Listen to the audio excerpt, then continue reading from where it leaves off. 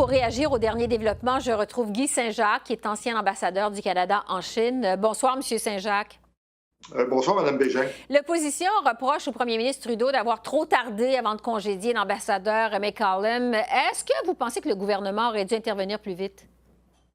Je pense que c'était difficile pour M. Trudeau parce que M. Trudeau comprenait très bien que c'est très utile d'avoir un ambassadeur en poste lors d'une crise. Il était prêt à lui laisser passer ses commentaires lors de la conférence de presse qu'il y a eu la semaine passée à Markham. Mais j'ose croire qu'après avoir émis un communiqué pour s'excuser de ses propos, M. McCallum aurait fait preuve de retenue vendredi dernier. Puis c'était un peu malheureux. Quand j'ai appris la nouvelle samedi, j'étais désolé pour lui puis son épouse. C'est très malheureux ce qui lui arrive, mais je peux comprendre qu'il avait perdu la confiance du premier ministre à ce moment-là. Puis c'était important aussi pour le gouvernement canadien de clarifier le fait que ce que M. McCallum avait dit ne représentait pas la position du gouvernement canadien. Parce que déjà, on voit d'après les échos, d'après les publications, par exemple dans le Global Times aujourd'hui à Pékin, que eux, ça confirmait dans leur esprit que tout ça était une opération politique menée par les Américains. Et puis, ça risquait d'affaiblir aussi le processus juridique autour de l'extradition de Mme Meng. Oui. C'est un congédiement donc, qui survient au beau milieu d'une crise entre le Canada et la Chine. Quelle va être la réaction des autorités chinoises, selon vous, à partir de maintenant? Bien, d'une part, comme je le disais, au moins la position est claire. Là. Maintenant, ils savent qu'on n'essayait pas de leur passer des messages. En fait, ce qu'a dit M. McCallum, peut-être que c'est vrai, mais il faut laisser ça aux avocats de Mme Meng qui pourront faire valoir ces points-là devant le juge éventuellement. Comme vous le savez, le cas va continuer d'évoluer cette semaine. On s'attend à ce qu'au plus tard mercredi, les Américains livrent leur demande formelle pour l'extradition de Mme Meng. Ensuite, il va y avoir une audience qui va avoir lieu le 6 février. Bien sûr, ce qui vient compliquer un peu les choses aussi, c'est que à compter du 5 février, c'est le Nouvel An chinois et donc tout va être fermé à Pékin pendant à peu près une dizaine de jours, ce qui veut dire que ça va ralentir les activités, les contacts du côté chinois. Je pense que l'ambassade va être très bien gérée par Jim Nichol, qui va agir à titre de chargé jusqu'à l'arrivée d'un nouvel ambassadeur. Et puis, bien sûr, l'ambassade va s'employer à essayer de rencontrer M.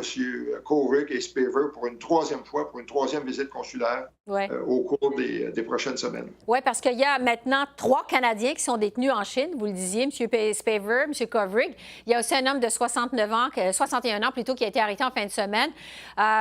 Bon, des délais sans doute à prévoir, mais quel effet ça pourra avoir sur ces détentions-là, que ce congédiement, M. McCallum, ces changements-là dans la diplomatie canadienne?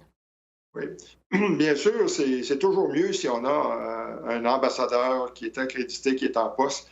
L'ambassadeur a plus de poids dû au fait qu'il est nommé officiellement par le premier ministre.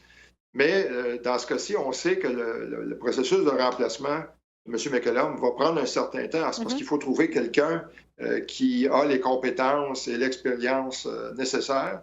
Présumément, cette personne-là occupe déjà un poste important dont elle va devoir s'extirper. Ensuite, il faut présenter une demande formelle d'agrément aux Chinois. Dans mon cas, ça avait été relativement vite. Ils avaient pris seulement 3 semaines avant de donner l'accréditation. Puis ensuite, cette personne-là a une vie personnelle, probablement un conjoint, des enfants. Il faut décider qu'est-ce qu'on fait. Est-ce qu'on emmène les enfants? Qu'est-ce qu'on fait de la maison? C'est qu'il y a un tas de procédures administratives et pour ces raisons-là, je pense que ça pourrait prendre 2 à 3 mois. Puis ça, c'est dans le meilleur scénario avant qu'on ait un nouvel ambassadeur. Et étant donné la nature de cette crise-là, qui est vraiment la crise la plus importante que les 2 pays ont connue, moi, je suggérerais à M. Trudeau d'envoyer quelqu'un à haut niveau pour essayer de désamorcer la crise. Ça pourrait être Mme Freeland, ça pourrait être Greta Bolsenmeier, qui est sa conseillère à la sécurité nationale. Elle pourrait présider ce dialogue sur la sécurité nationale et l'état de droit qui a été créé spécifiquement pour régler des cas consulaires qui ont beaucoup de visibilité.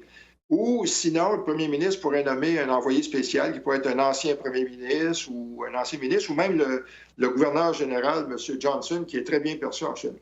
Donc, il faudra voir ce que le gouvernement Trudeau va faire. Mais entre-temps, jusqu'à quel point tout ce qui se passe, avec tout ce qui se passe, le Canada se retrouve dans une position affaiblie face à la Chine, vous pensez?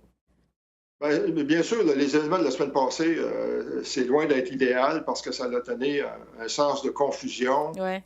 Ceci étant dit, je pense qu'on va pouvoir récupérer assez vite.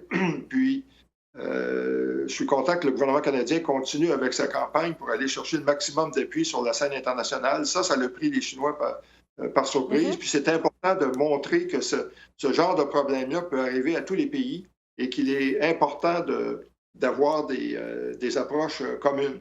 Mais aussi, parallèlement, et puis, en fait, j'aimerais bien savoir si Mme Freeland a été capable d'établir des contacts avec la délégation chinoise la semaine passée à Davos, parce que là, vraiment, on est au stade où il faut trouver une façon de reprendre le dialogue avec les Chinois pour essayer de faire baisser cette température. Oui. Et pendant ce temps-là, il y a tout le dossier de la négociation d'un accord commercial entre le Canada et la Chine. C'est un gros dossier qu'on tentait du côté du Canada de mettre sur les rails. Est-ce que la relation entre le Canada et la Chine va s'en remettre, vous pensez, de toute cette histoire de congédiement de l'ambassadeur et tout? Bien, je dirais d'abord que la possibilité de conclure un accord de libre-échange avec la Chine est pratiquement disparue à cause, en fait, de la clause 3210 qui est dans le nouvel accord entre le Canada, les États-Unis et le Mexique. Cette clause-là dit qu'on ne peut conclure un accord de libre-échange avec une économie qui n'est pas une économie de marché. Donc, c'est un autre code pour la Chine. Et les Chinois sont très conscients de ça, ce qui fait qu'on est moins intéressant pour eux. Je pense qu'on va pouvoir, ça va demander beaucoup de travail, mais je pense qu'on va pouvoir éventuellement remettre la relation sur les rails. Mais les choses ont changé du côté canadien parce que maintenant, on comprend mieux à qui on a affaire. Puis je dis souvent qu'on a affaire à cette nouvelle Chine qui est beaucoup plus agressive, assertive sur la scène internationale, une Chine qui n'hésite pas à prendre des gens en otage. Et puis ça, manifestement, le gouvernement va devoir en tenir compte lorsqu'il va réviser sa stratégie d'engagement avec la Chine. Ceci étant dit, il faut absolument parler avec la Chine parce qu'elle a un rôle tellement important à jouer sur toutes sortes de grandes questions internationales, ne serait-ce que les changements climatiques ou les questions de désarmement ou de paix dans le monde. Il faut leur parler, mais les choses vont avoir beaucoup changé. Oui, on peut s'attendre, en effet, comme vous dites, à une révision de la stratégie canadienne avec la Chine. Monsieur Saint-Jacques, merci beaucoup pour ces précisions. Merci pour vos lumières. Merci beaucoup, Mme Bégin. Bonne fin de journée. Au revoir. Vous aussi, au revoir.